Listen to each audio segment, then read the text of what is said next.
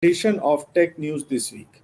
Now, one of the themes which I've been taking in all these issues is big tech. Big tech, not only is big, but it fights big.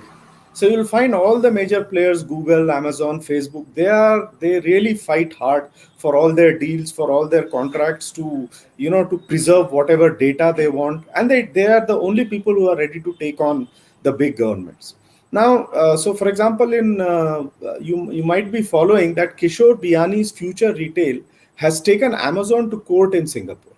So right now, in the last few days, Future has been in the news for all the wrong reasons. It is facing problems with the National Stock Exchange and Future over market disclosures. But again, the larger issues is that the big tech corporations, they always look to get their way. In this particular case, so Future Group was facing problems, so it decided to sell its certain divisions to Reliance, which is like right now the rising star of the world probably. So it was looking to sell Big Bazaar, Food Hall, and Brand Factory. Among others, these three main brands to Reliance. However, interestingly, Amazon and the Future Group had a tie-up early on where they acquired a 49% stake in Future Coupons. This is the coupons, right? Not anything else. But based on that, they have said that the deal is a violation of their contract, and Future cannot sell their divisions to Reliance. So, again, what is ethical, what is not, we don't know. But so you can expect a big battle to go between Future and Amazon. And also, it's like Reliance. Reliance will be like a proxy player in this. Interestingly, in the court, the Future lawyer said that Amazon was behaving like the East India Company, and it was an American big brother out to crush a small Indian company. So I mean, it's pretty interesting because Reliance and Future themselves are big, but yeah, I mean, compared to the Silicon Valley giants, they're still, you could say, they're pretty small. So Amazon has been taking on everyone. Amazon is going to be taking on the EU in 2021. The EU is going to come out with rules which will force Amazon to share their data with other players to have a level playing field. So it will be taking on the EU for that. It has been taking on over many other issues. Then even it was looking for a $10 billion contract with the US government, and Microsoft got it. So Amazon went to court for that also.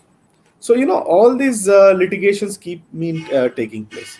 In fact, sorry, I mean, it's been like a week of litigations. So I don't know if there was an engineer whose social media post went viral over White Hat Junior's aggressive marketing tactics. It's like little children also can make millions and all that. So Baiju's owned White Hat Junior has taken them to court, and they're trying to take down all those viral posts. And also, like, police have also filed a case against Indian Netflix officials over a kissing scene in their series A Suitable Boy. Now, this is the thing about. I mean, there's one thing is big tech, and second thing is they go cut across various geographies. And I mean, gone are the old days when you're just selling soaps or toothpaste to various countries. That was relatively easy. Now it's content and data. Both data and content are very sensitive issues. So I guess 2020s will see all the countries, they will update their laws, right? In fact, even like EU is facing a lot of problems, and the French government has decided that they're going to go ahead and tax the American giants. I mean, there are a lot of tax loopholes by which they escape, but the French have said no, we are going to tax them. Now, this could lead to a mini trade war between America and France. And EU and Silicon Valley is heading for a showdown in the summer of 2021. It remains to be seen whether that will get serious or it will pass over. And talking of trade war, I mean, even though Trump may have lost the election, but his trade war ripples continue. Now there's news that Apple's Foxconn may shift certain iPad and MacBook productions to Vietnam. Now, if you remember earlier, some of the iPhone production was shifted to India. So expect a lot of countries like India and Vietnam to get some of Chinese business, because what is happening is after the COVID crisis, it was shown that we are overly dependent on China. So all the countries will look to diversify the supply chain, and that is why India, Bangladesh, Vietnam, a lot of countries will benefit from this. Another thing is we take the GPS for granted. There are GPS satellites up there, and they have been, giving us our locations for decades. But even they need to be upgraded. A couple of years back, they have started the process of, upgrading the satellites, and the current upgrade is called GPS 3. So the advantage of GPS 3 is it will have 3 times stronger signals and 8 times stronger anti-jamming capabilities. So let's see how that goes. Then also, like, in one tragic news, so if you remember, like in 1968, Tata Computer Systems was formed. This became Tata Consultancy Services, or TCS. And TCS has been a colossus in the Indian IT services industry. It has been huge. So their very first CEO was FC Kohli. He has also been called the father of the Indian software industry. Now he passed away at the age of 96. So that is also, the passing away of another era.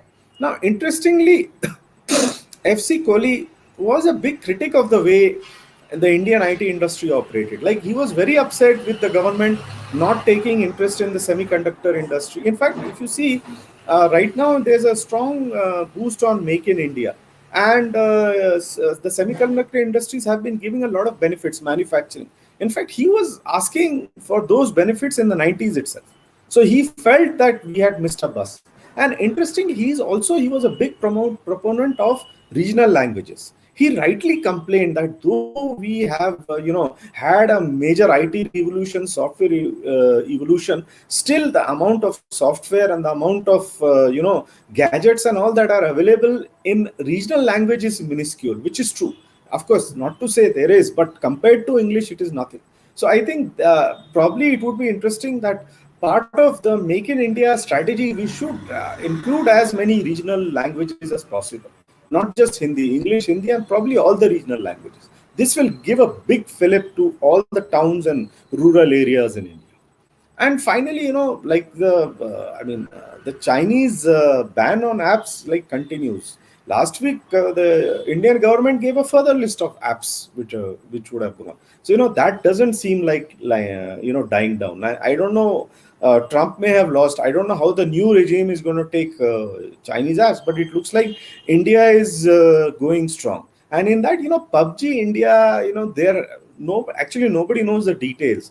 But PUBG India has been said they're coming back under a new management, under new games, under new rules. And first they said like November 13th it's going to come back. Then they said November 20 it's going to come back. But again, they maintain that their comeback is imminent.